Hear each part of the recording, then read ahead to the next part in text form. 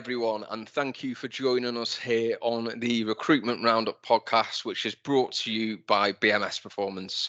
For those of you that are joining us for the first time, BMS Performance is a specialist sales and marketing recruitment consultancy. For the last 30 years, we've been helping businesses across the UK recruit for vacancies at every level. Mike, good to see you this week. I'm really excited about this episode. Likewise. We're joined by a guest. I'll let you introduce himself. We are, no, of course, for sure. So I've been looking forward to this episode. This guest and I go quite a long way back. So it's a pleasure to get one of my former managers back during my time at Virgin Media Business. I'll let him introduce himself in a short while, but a very talented man, very passionate guy, talented in football, golf, all these things, but also a really driven and high achieving sales leader. All right. So Mark McCulloch, the floor is yours, my friend. Good to see you. Mate, absolute pleasure to be here. And I don't know what I need to pay Sam for that, but to somebody to put my golfing ability and talented in the same sentence, I'm very privileged. No, look, it's absolutely fantastic to be here. I'm at a stage of now in my journey, my career, where it's excelling, and I really want to be able to share some of my best practice and my journeys, and as many mistakes as many positives that have come out the last definitely 10 to 15 years in sales management. So really looking forward to it. 100% Mark, 100% Mark. And I think one of the real reasons why we were really excited to get you on is when we think about obviously your background and some of the types of teams that you've managed. You are one of the people that probably stands out within the marketplace that's been able to create a culture, because a lot of the teams that you've managed have been remote. I think back to my time when I was at Virgin Media Business, and we were essentially like a field-based team of individuals where there wasn't that opportunity to be in the office. And what you really did and what you created was a culture, right? And a culture of success, an open and honest forum. So I think a lot of the conversation I would like would be to obviously to get into that as to how you've been able to really do that and imprint your your way of thinking, your way of managing your attributes along that side. So Mark, if you want to give us maybe a bit of an overview on that, then we'll go into the questions as we proceed. Yeah, absolutely. Thanks, Sam. I think and I'm going to go way back here, and what feels like many years ago, and actually quite a few pounds ago, to be a professional footballer. The only way that you get success is through a team. That is, as we all know, team sport. But the disciplines and the ethics that it taught me, from accountability to time management to becoming obsessed with working on your project to delivering, and ultimately being judged on your performance, your 3 points, or your sales number. Because you know what? Irrespective of how good or weak that month is, you got to come back and do it all again. Got to come back and do that. All these disciplines, and I didn't know at the time. Yeah. Didn't know, straight from a kid from school, moved out with my parents' house, straight to live with a different family in a different town. I didn't know any other way of life. So I was taught some real, and you're talking, mid to late 90s, if you can imagine the football manager mindset now, in a sales industry, it's an HR nightmare. But that was a tactic that was used to get the best out of your people. So I became very quickly aligned to my skill set was actually people. Mm-hmm. So, the youngest ever captain and for the kind of youth side, youngest ever captain for the under 21 side and into the reserves. And it was only because I'd found my niche, and my niche was people, to get the best out of the people on the pitch next to me, the best out of the people in the changing room, and understanding and monitoring a manager's behaviour, that how could two people make the same mistake and one person gets an arm around the shoulder, another person gets a rollicking like you might never get a chance to make that mistake again. And when you understand the mindset and the psychology around that, you understand what good managers are. So, that took me through. It was a long football career in terms of going from full time, where it was my only income, to mixing that in with part time and doing it. But the disciplines were still the same, and I took that into it.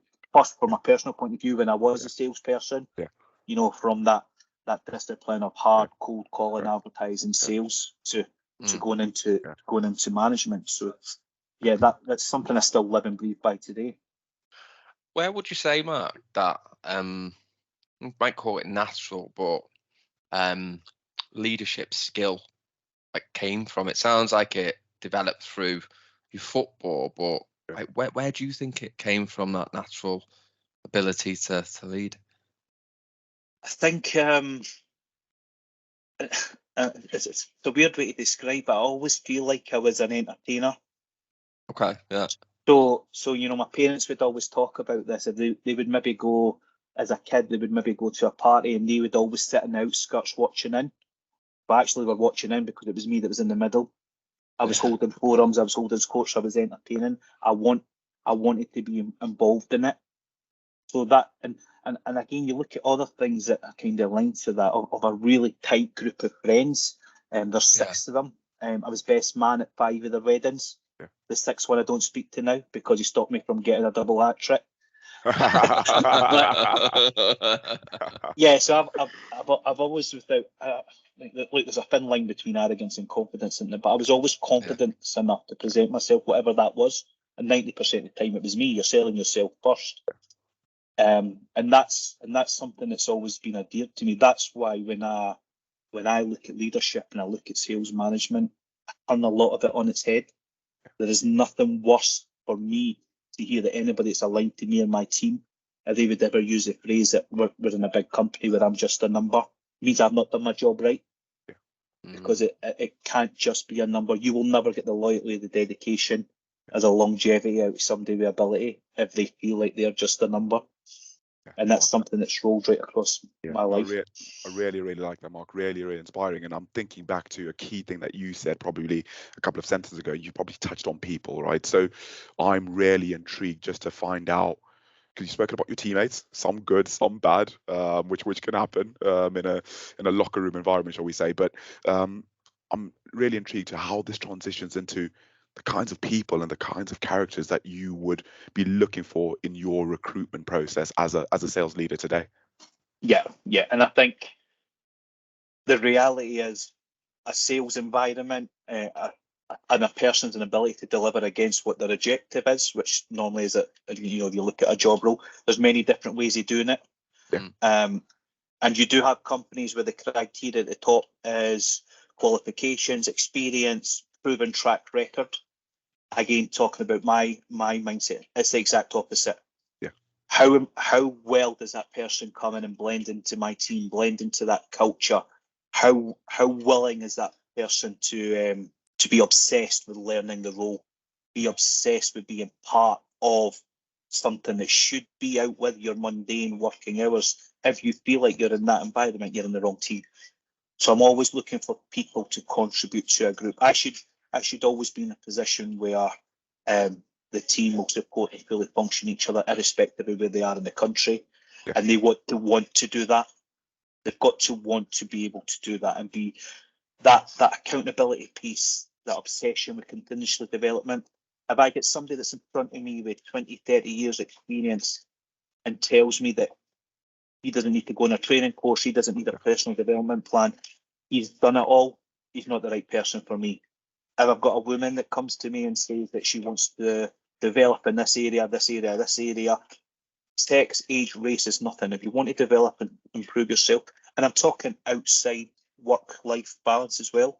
Yeah. So it might be somebody that's got goals out with. I'm here for them from that. Sam, and I know we talked about this, but in order to get the most out of the people, you do have to genuinely care. Yeah. And I we could count on, and Sam will be privy to that. It's genuinely that interest in why are you here? Yeah. There's always a why, especially when you come into sales. If you ever meet anybody, and this is my opinion, these guys are recruiting, so you know about me. Yeah, if anybody ever comes to me and goes, I've always wanted to be a salesperson when I was a little kid at school, when my mate was an astronaut, my mate was a footballer, but I always wanted to be sales, they're already starting with a lie to me. So then I need to find out why. Yeah. Why is it got to that? That's a really good point. And when I think about probably better for the audience when I'm thinking about what that interview process could look like, right? Because it's so good and so refreshing to hear that the key thing that you are looking for is, essentially soft skills, right? And you're looking to whittle out the weeds and the nonsense which can happen within an interview process. So have you got, pretty much a top line, maybe a favorite 2 or 3 questions that you think are ones that you see as paramount to be able to get you closer to that end goal that you think are ones that you'd use on a consistent basis, always say? I think there's always, I'm trying to establish as soon as possible the why. Like, why are you here? Why are you willing to put yourself? Because I always deliver the job in worst case scenario. Yeah. One of my worst experiences ever was going for a job and told I had this type of leads infrastructure, I had this type of support mechanism, this company will deliver X amount across our sales rep. It turns out that one rep done it 10 years ago and he won one big deal that he'd never win again. So I was trying to paint the worst case scenario and then understand the body language as they engage. Do they come back towards me? Do they sit back? And then find out their why. It could be building a family, looking to retire in a certain period of time, moving on, starting their own thing. I'm trying to always unleash what we'd call the entrepreneurial spirit within somebody. And I can use this anywhere I go. They've got to figure out that they're getting employed, but actually they're running their own business. So I need to understand how they would do that. So I'm always figuring out. And then when it gets to the real nitty gritty bit, why are you doing it? Why are you doing it? Because a lot of people can talk us through, this is my sales process, this is my strategy, this is my objection handling, this is my goals. But what happens when the doors move and the goalposts change? So I'm always finding that, and I hope through that process they talk me through real life experiences. I don't need to vision of what the potential outcomes. They should be able to give me examples, and it might not always be work related. This is my challenge with my kids at school. This is my challenge when I was moving into a house and they got moved 3 or 4 times. How do you deal with that? How do you adjust, and how do you come with solutions? So I always try and make it relatable to real life. You're talking there a lot, Mark. There's a theme of accountability. There's a theme of a growth mindset going on. They've got these issues, but what solutions do they find to cope with those situations? Just going back to some of the things that you said at the beginning of the episode about describing yourself, accountability, being obsessed, time management, disciplined. They're all the traits that you generally find in top performing salespeople. But I am curious, in an interview, how do you assess for accountability? Yeah, I mean, it's a great question because there's a couple of different ways of looking at accountability. I like to bring it back to maybe a previous role or a previous experience where something didn't go to plan. At which stage are they accountable? And actually, it is the departments that because it is very easy to blame everybody else, isn't it? At some stage, you have to go take a step back, and the people that go out of maybe the 2 or 3 things that didn't go to plan, I should have been more accountable with this, but I needed support and X, Y, and this. So I will always try and bring it back to a real life experience.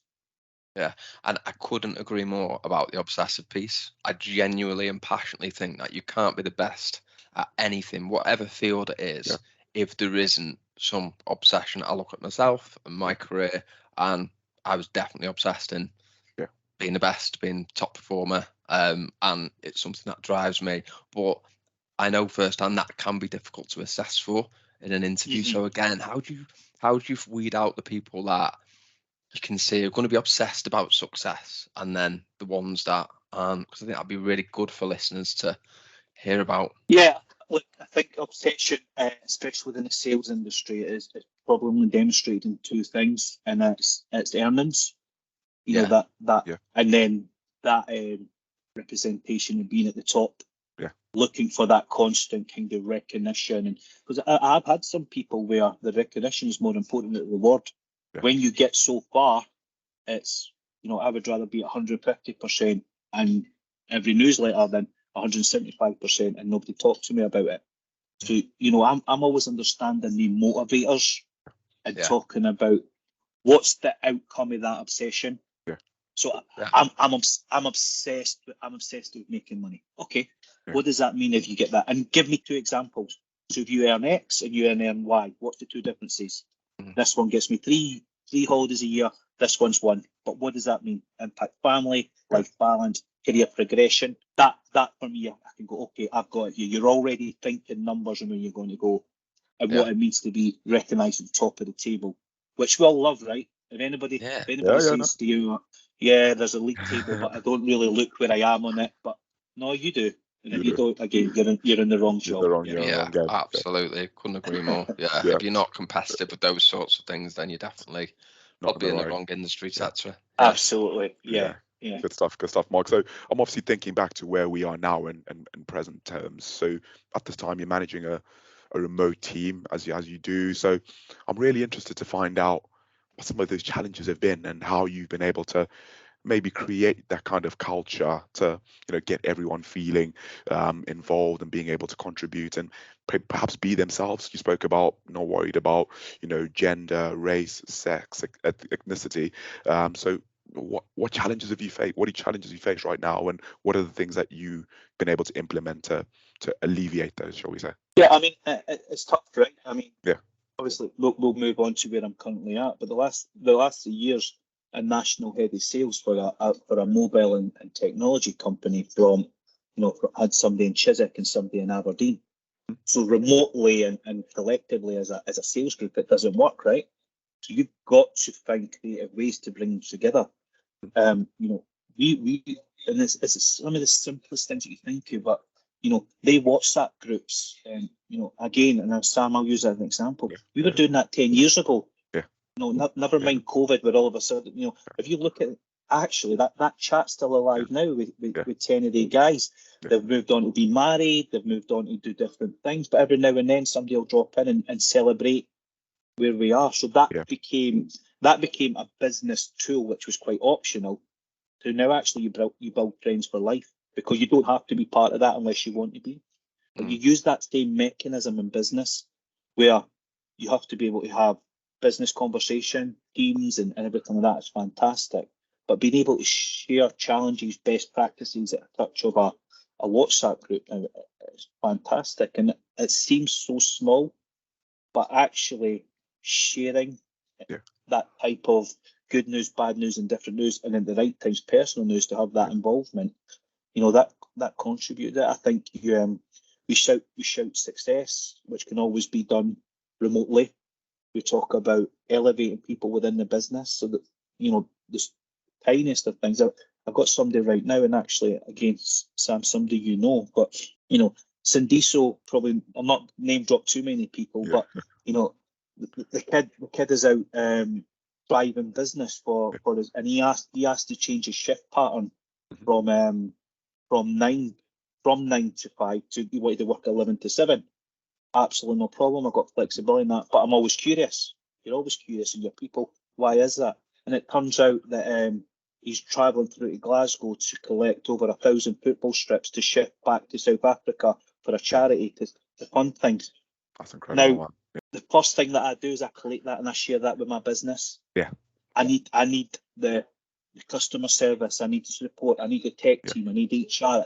Yeah. We're hiring human beings. Yeah. They are not robots that either deliver a number or not. Look at what this person's done off their own back to support something that's close to their heart. That will help build morale, build acknowledgement, and we keep sharing good stuff like that. So we start the day nothing to do with work. Yeah. We've got somebody that's doing charity work that's phenomenal. So it's always about being the forefront of leading that. If you are in an environment where you're a sales leader and you sit back in a session on performance, and your one-to-one individually is purely revolved around numbers and outcomes, and your team meetings are purely around KPIs and metrics, you're going to eventually be in trouble, and it might land on you without you knowing it, because your people are walking. And that's why I manage it through that process. I'm curious as well, Mark, have you always had that idea around remote sales management, or with the things that you had to work on in the early days as a sales leader to develop to that point to be able to create a culture and maintain it? It's a pretty big field-based teams. Yeah, and you learn from your mistakes, don't you? Because when you get that first manager's job, you are so obsessed with outcomes. Mhm. So you almost subconsciously become a micromanager without actually realising it. You speak to somebody 2 or 3 times a day, and then you sit and digest that, and you go, they were all business related calls. They were all, what's your pipeline, what's your activity, what's your outcomes. So you had to learn from the mistakes. And I lost a couple of good people, and I don't shy away from that. I think technology in the world has changed. So we had the shift from, you think about when I was doing that, when I was on the field on my own, 2005, 2006, to where we are now. Teams collaboration, even the chats, the way that emails are communicated now, the dedicated meetings. You would maybe meet up once a quarter, and it was more a celebration, and you only talked about the top people. Nobody else got that. So I learned a lot in that time period, what was required. Mark, absolutely brilliant, Mark. And I really like the fact that you spoke about you're encouraging almost a culture of sharing and shared experiences. It sounds like a family, isn't it? Really, you're almost creating like an opportunity for people to, similar to like I've got, little twin sisters. It's all about finding out about what's happening within their world, alongside still being accountable for your job and being still results focused. And I think I really like the fact that you spoke about not wanting to be heard a certain type of way, because if you're a sales leader and you're a sales manager, if your message is always the same thing, sales numbers, pipeline, all that, sometimes that voice might turn to grate on certain people depending on what the characters that you have on your team. So I really like that. I'm thinking now because you're managing a field sales team and it's remote, and I imagine there's going to be some people that need certain amounts of training depending on what the levels could look like. So do you want to maybe talk to us and the audience a bit about that and what that then looks like for you guys? Look, again, what a brilliant question. I actually had a full-blown debate. We were in the senior leadership team, were in on Wednesday, and we got around strategy and people, and the topic came up of, once you get to the right level and you've got time management, do you give your time, do you get more out of your top 20%, 80%? Where do you shift your focus? And it's always, and honestly, in a room of strong characters and people, there was so many different opinions. So we kind of reverted back to the will and skill piece. Do you know? So if you've got somebody with the will, right, and is on the right journey, so everything that and at that stage, you're not judging that person on a sales performance. You're judging that person on their will, their enthusiasm, that obsession with learning and developing. You tend to give them that time to get them, because you don't know what you could be unleashing something that nobody's ever seen before. And then at the same time, your top billers or your top performers that look very solo and independent, they still need to be encouraged, motivated, and monitored, don't you? So you've got to get that balance so right. I'm a big pusher on taking the diamond in the rough and getting them to superstars. I think when I look at definitely the last 10 years of management, I can go through every company and show you that I've taken someone from stage 1 to stage 5. Most people only go once in their career before they move company. And I've taken someone from, if you like, a grade 1 to the same position as me, turned her into my peer, and I've done it from people management programs, because you could invest in them at the front end. So you've got to get the balance right of what's the development plan, what are they looking to achieve, what's their growth strategy, and how much are they invested. I always talked about this relentless pipeline growth. No matter what industry you're in, you can only do that off your own back, because you're doing so many things in a working day. So in order for you to invest in you, need to invest in yourself and be curious. Come and ask me questions. Come and challenge them on, what does that mean? There is nothing worse for a leader to sit and present and just have a team of nodding dogs. I'd stop meeting, again, Sam, you've been privy to this. I would actually stop meetings halfway, get people to get up, change seat, have a break, and come back and challenge it. Because if we're just going along with everybody agreeing, we're not getting anything out of the sessions. So the more people, and there was never a stupid question. The question is, it becomes stupid if you ask the same thing 6 times in the day, then we're not getting something to stick. So I needed I needed that environment, I needed that feedback, and I needed to then decide what's the next 60, 90 days kind of growth plan. We'd always talk about short, medium, and long term. Yeah. So how can I help you short term? What's our medium? And then long term. And most of the time, I'll be honest with you, most of the long term was to exit them out of business, because I wanted them to progress, and I only know I could take people so far. So after 6 months, after that kind of probation, I kind of shocked everybody. I went, right, how do I get rid of you now?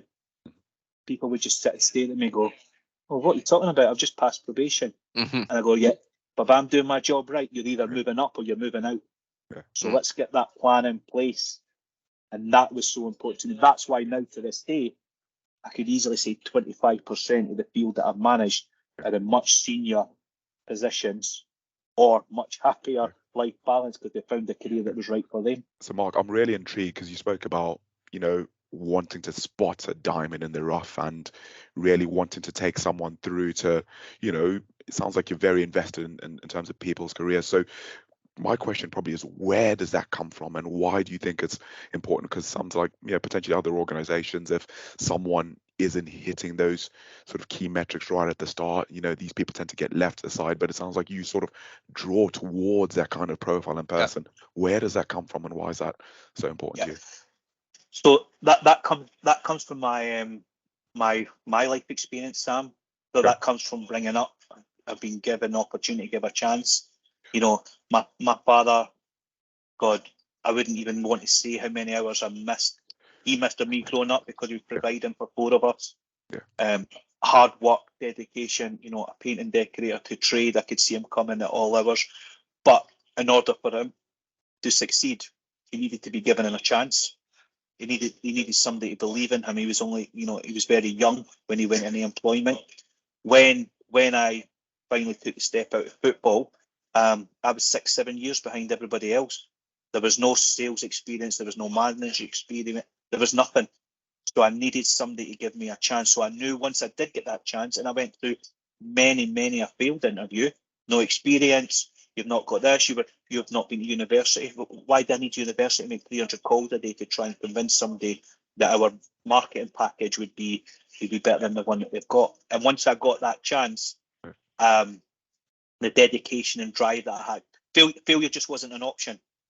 Failure wasn't an option for me. So when I find that in somebody else, we go on that journey together. And that's just the reality of what you talk about, and sometimes in the industry, and definitely the higher up you go, there's a silver spoon element.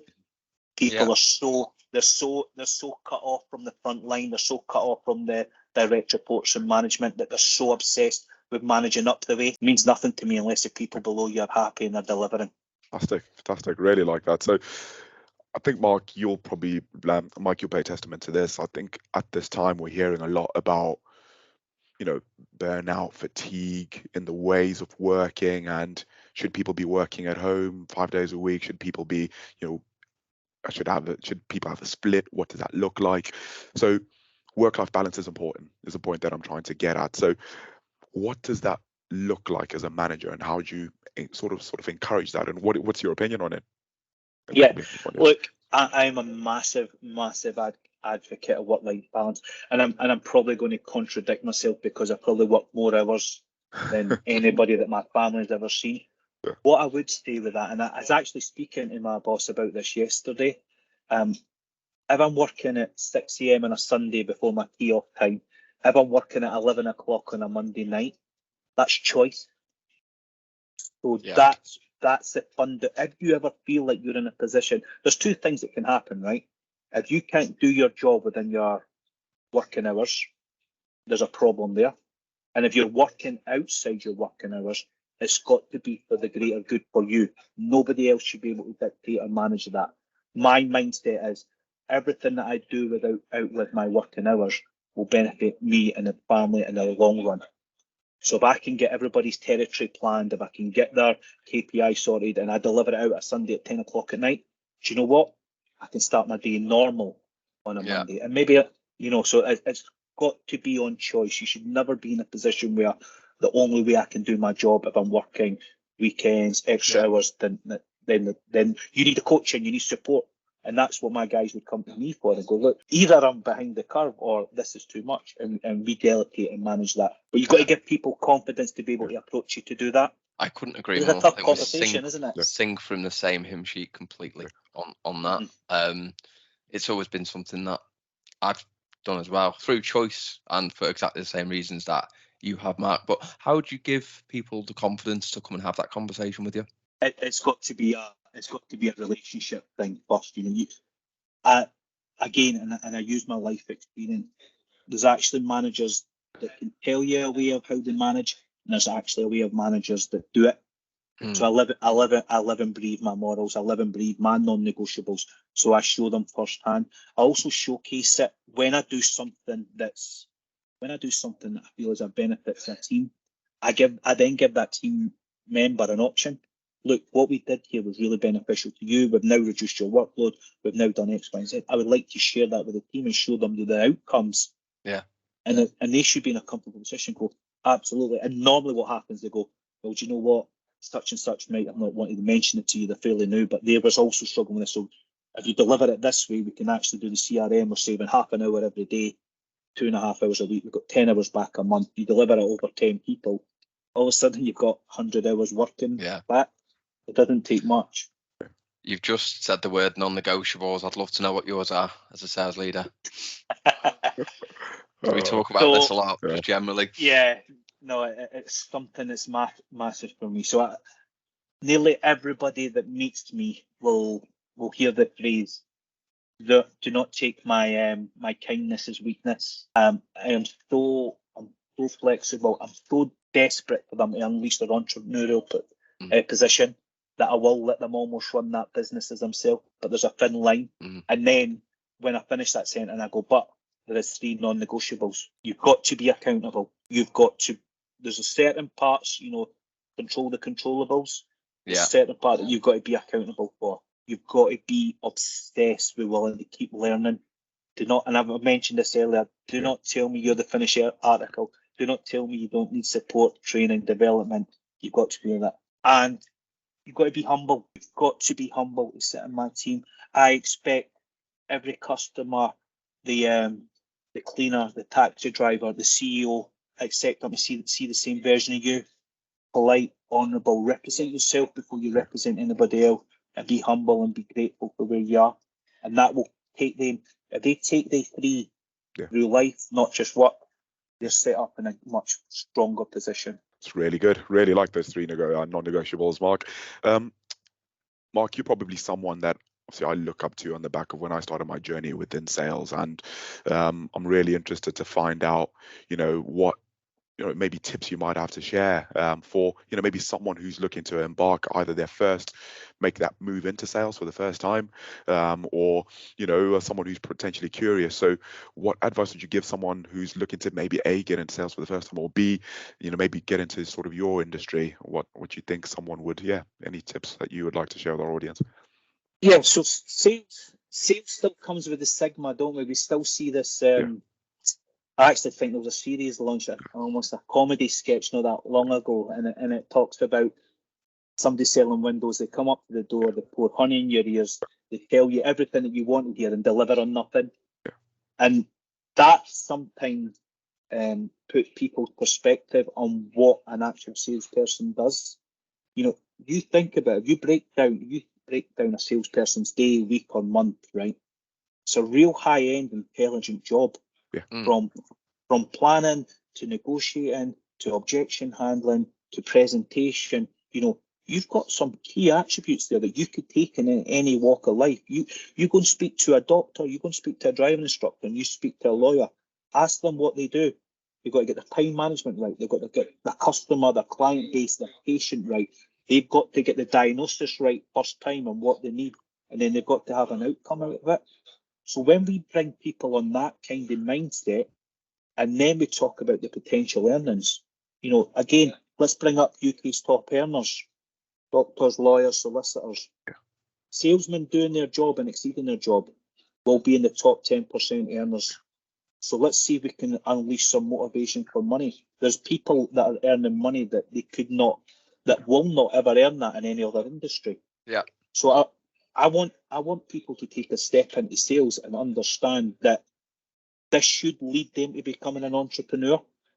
Naturally, if you do this the right way, there'll be nothing to stop you developing your own business, growing your own brand, and being able to take all the objections, the step backs, the knockdowns, the time, the roller coaster. Yeah. You know, there was a great conversation with lots of celebrities around the table, and they talk about it will pass. Yeah. Everything that you do will pass. So when you're at the best and you think you're untouchable and nothing can go wrong, something will catch you out.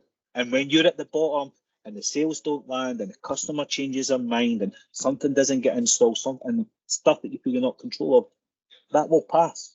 Yeah. So let's get the roller coaster out of there and let's just get that nice steady incline to where that takes you.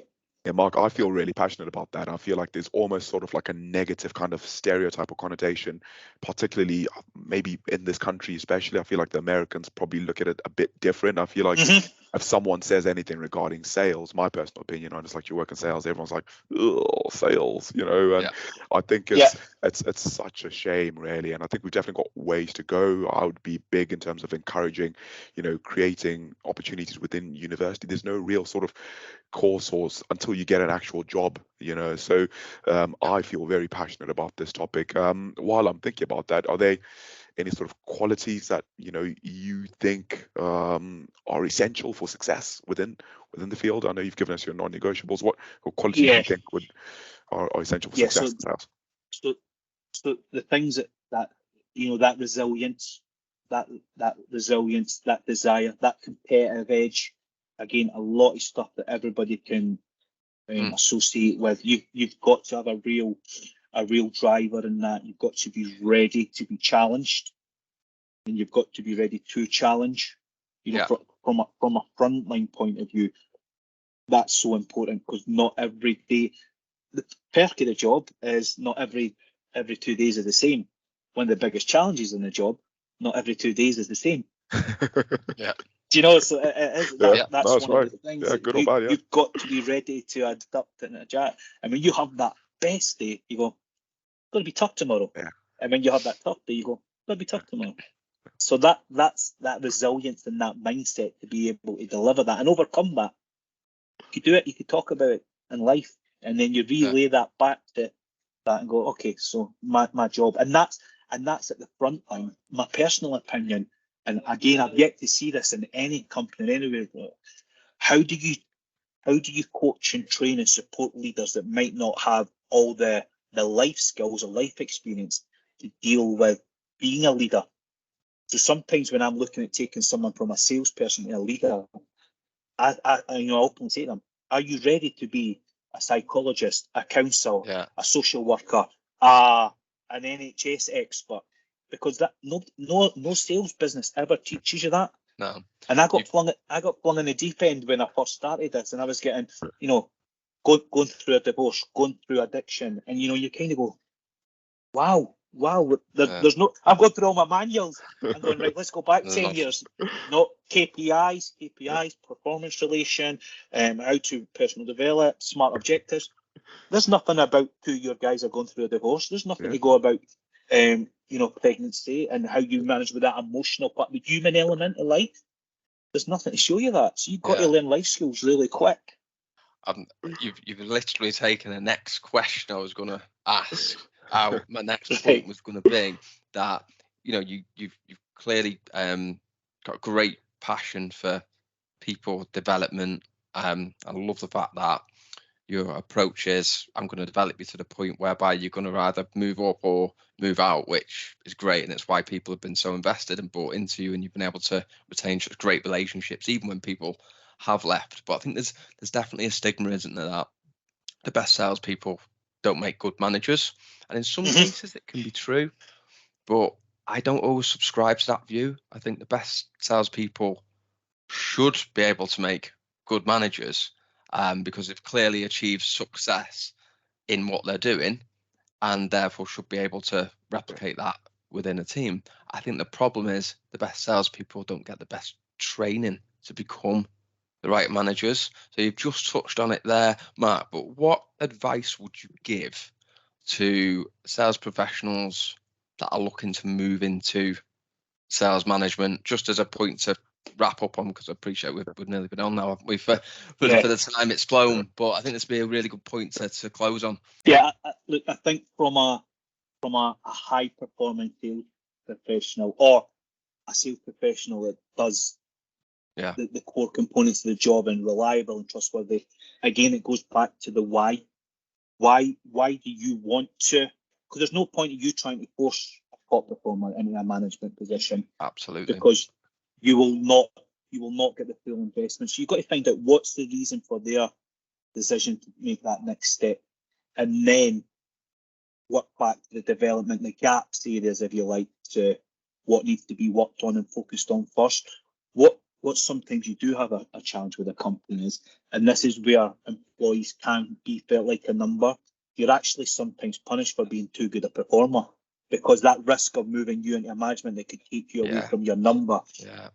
And it's such a dinosaur, old school terminology, but in fact we witness and breathe it every day. So actually sometimes you're punished for your performance in a negative way, whereas the bigger picture is, let's see if we can take that, not make 10 versions of this superstar, but give them all little bit of pieces of gold that can let them develop. Because if you can get marginal gains on the 10 heads, that'll always outperform what that one person does.